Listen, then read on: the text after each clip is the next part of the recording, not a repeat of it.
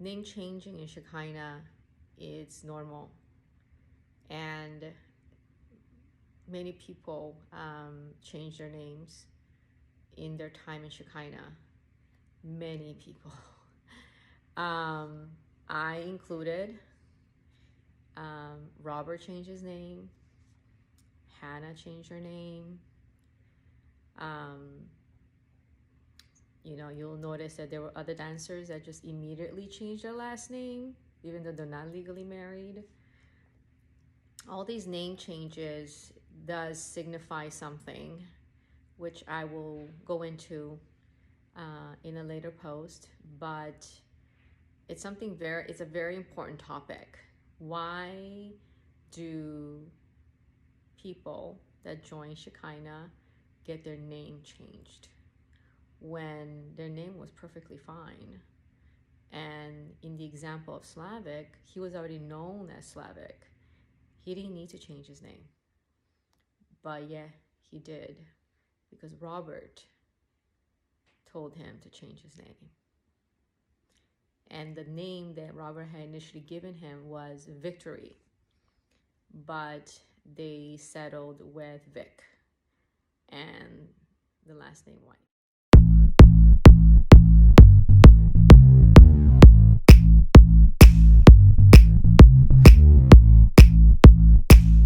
Welcome back to Lindsay Unfiltered.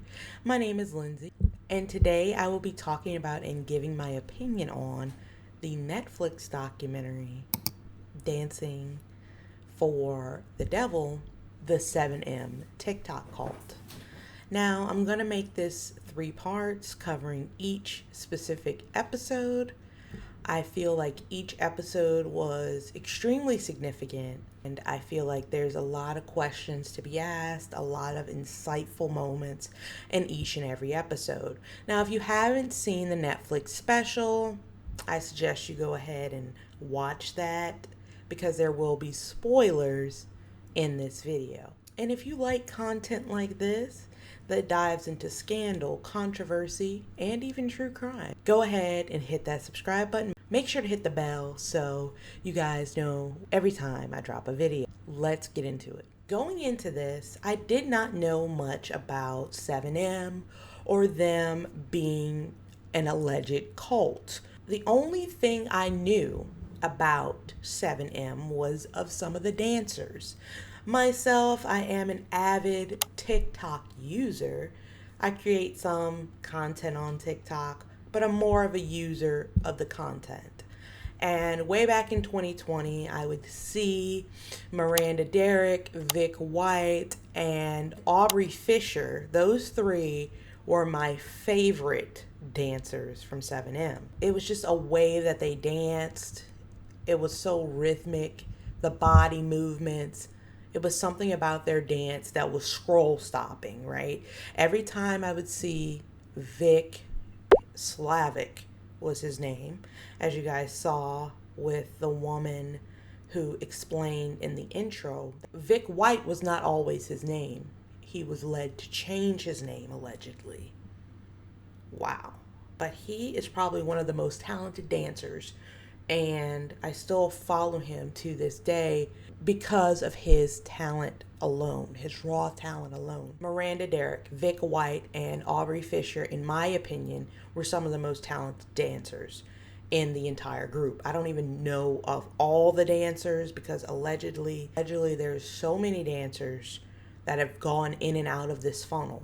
But it was incredibly shocking to me to know that they would have been in some type of cult. Incredibly shocking, because they don't look like people that are in a cult. And you say, Lindsay, what do cult people look like? What do people in a cult look like?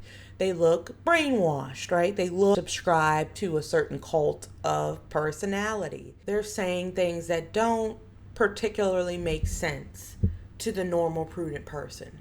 But you see these people, you see how physically fit they are.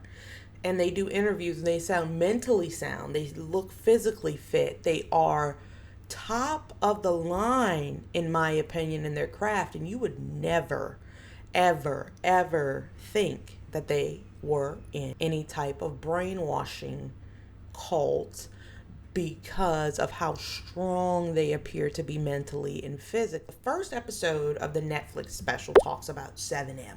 So we have to talk about 7M. Let's break it down, okay? 7M Films is an entertainment, a management company, a talent company. There's nothing wrong with that, right?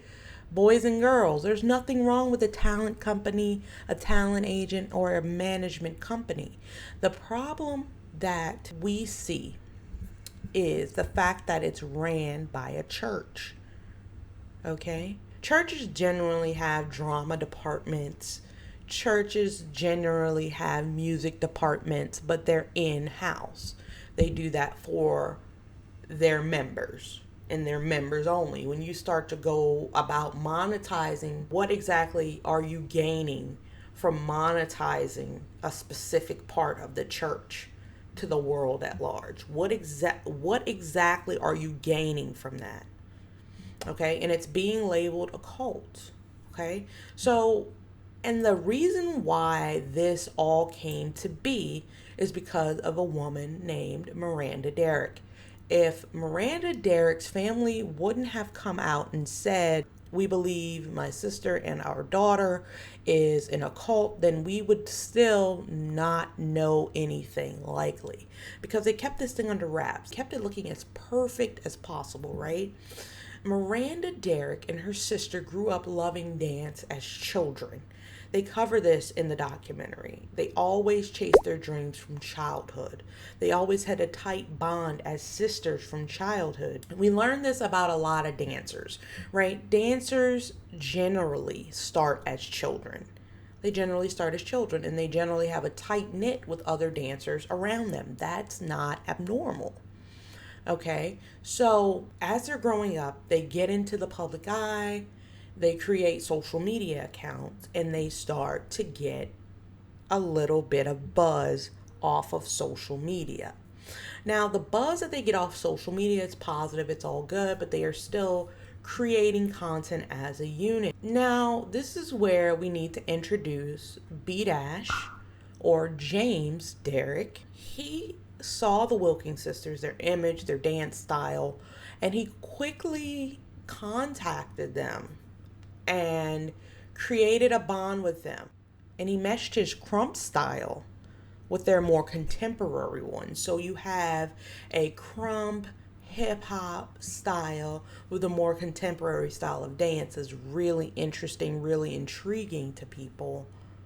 And it still looks really good because we have these two very good dancers, these two very nice styles of dance that are coming together, and people really enjoy it. My question to you is, how did 7M turn from a private invite-only church to a talent management company for young, impressionable dancers with incredible talent? Incredible talent. How did that happen? And why is the church invite only? The thing that kind of stuck out to me in this, when I was looking at everything, the documentary, growing up in church, they would generally say, come as you are. Come as you are. Churches aren't judging people. Churches aren't looking for a perfect woman, a perfect man, a dancer. So the fact that this church was invite only lets me know there's some type of motive behind joining the church. And I don't believe there should be a motive behind joining a church. Ever. In my opinion. There's different types of churches. There's different types of churches. There's different types of religions, right? Churches are very welcoming, very open, very accepting. So the fact that they were scouting people for this church as if it were a NFL football team is very concerning to me. When you're coming from a place of Christian faith or a place of faith, it doesn't seem very Christian-like to do that. Miranda and Melanie began getting special invites to these dinners where they are saved and accepted into Shekinah's church, according to the documentary. According to the documentary, allegedly 7M started off where the dancers had their own styles. They had their own freedom of expression when it came to posting their art. That slowly changed to Robert Shin, who was the pastor of that church, picking the songs they would dance to, the clothes that they would wear, right?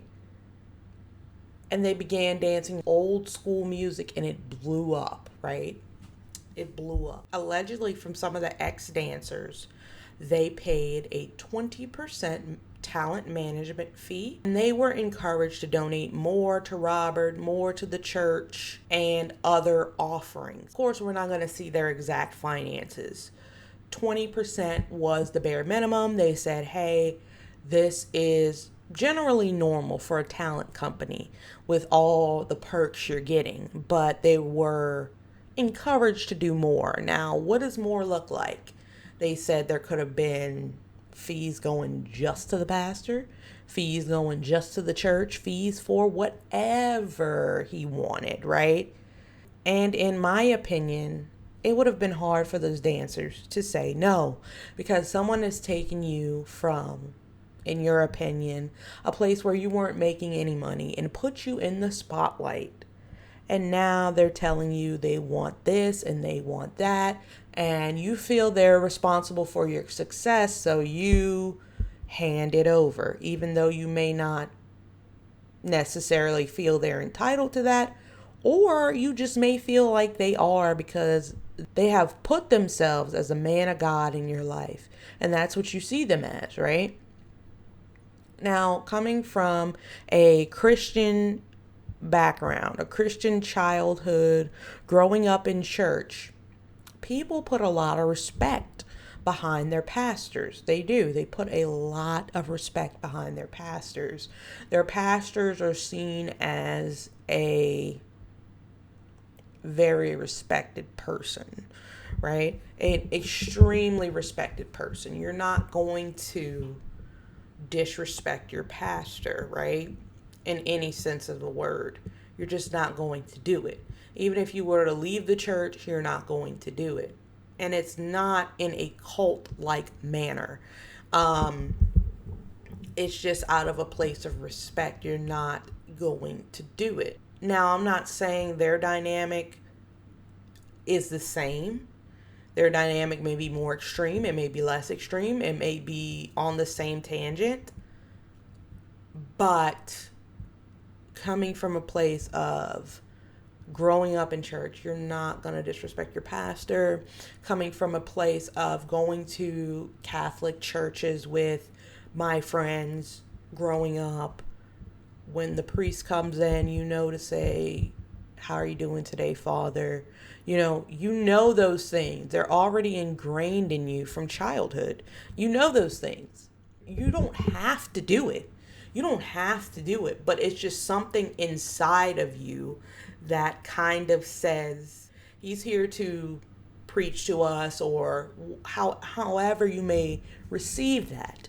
Now, what they're going through, I feel, is different, because their pastor also owns part of their assets.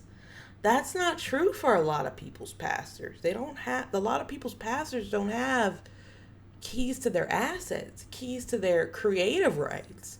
So that's where it needs to draw the line, because your pastor can lead you in one life in getting closer to God. But why is your pastor so deep in your finances? We need to talk about that, okay? And that's where Miranda, Derek's parents, get so involved. Miranda's parents get alarmed when her grandfather passes away, and allegedly Miranda decided not to go to the funeral, and she was consistently crying that day. She didn't go, but she was consistently crying. And allegedly, from former members of 7M, Robert Shin, the pastor, was constantly telling them they had to die to themselves in order to get into heaven. Die to the old people you knew. Die to your family. in order to get into heaven along the guidelines of the church. So it could be said that, in my opinion, that Miranda felt as if she needed to become a new person. And the Miranda before the church, she could no longer associate with. And the Miranda after the church, her new life, her new friends, that's what she had to move forward with. But you have a whole family here who supported you. You have a whole family who supported your dream. You have a sister here. You have a mother. You have a father. You have grandparents. I'm sure aunts, uncles, all of the like that love you and care about you. And you literally cut them off. And there's no evidence that they did anything to be cut off. So that's where it seems like there's extreme brainwashing going on, because why wouldn't you want to talk to your parents? Why? Why?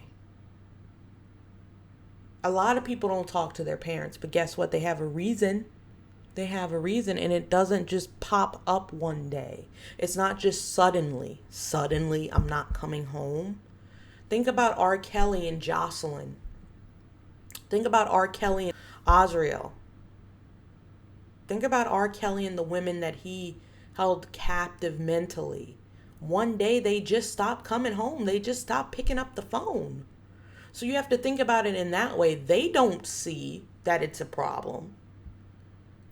Their heads are screwed on straight as far as they're concerned, because they are where they want to be.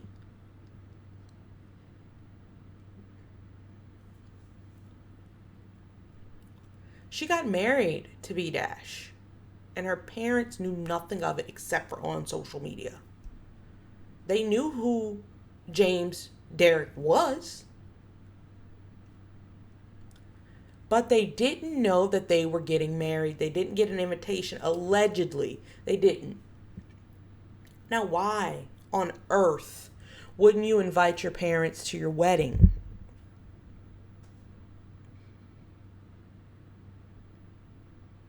I bet the church was there.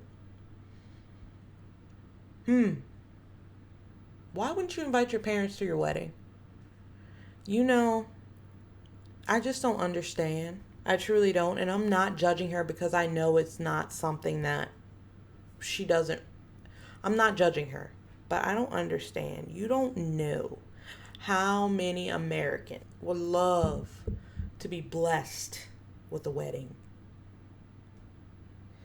You don't know how many Americans would love to be blessed with an accepting family. You don't know how many Americans date outside of their race, and parents will not speak to them because of it. You don't know how many Americans date the same sex, get married, whatever, and their parents will not speak to them because of it. And here you are. You're insanely talented. You're insanely talented.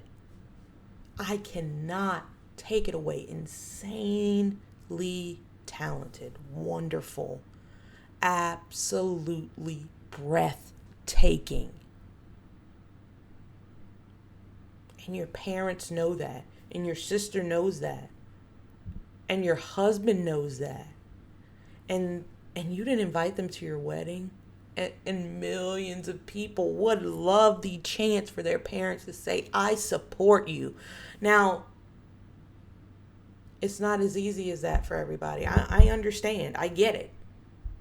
But they didn't even know she got married, guys. The other members' families face the same fate. The Wilking family, which is Miranda's maiden name, her parents called labor trafficking to try to see if they could get some type of authorities involved. There was nothing they can do. These are adult people. If they say they want to go to this church, they can go to that church. They can go to any church they want to. As long as they're not breaking the law, they can follow, or see whoever they want to. They don't have to speak to you. Yeah, it's sad. Yeah, that video was horrible. It was absolutely heartbreaking, the video, but there's not much we can do outside of it. And I hate to be that person to say it that way. But the video that her sister dropped got her attention, because it got people's attention and it made people look at them kind of weird. It made the public look at the video company kind of weird. But then again, I will say this. Those people are insanely talented, and I'm not going to take that away from them any day. If I see a video pop up and they're dancing, I'm going to watch it. And if I enjoy it, I'm going to support it. Because those people, you can tell they work day and night for what they're doing. And a lot of people aren't that brave. Outside of the church aspect, those dancers work day and night. Day and night. And they deserve respect for that. If they are connected to God, they will find their way out. God will lead them out. Like, this first episode was really good. It focused on the development of 7M, Miranda Derrick and her family's video. Other dancers came out, added to the truth of that, and added to the Miranda Derrick story. They talked about how she didn't go home for the funeral. And they also talked about how after that video came out, the light bulb went off in some of the other members' head. It took for the video to come out for some of the members to take a look at their surroundings. And they said, oh, I think we are in a cult.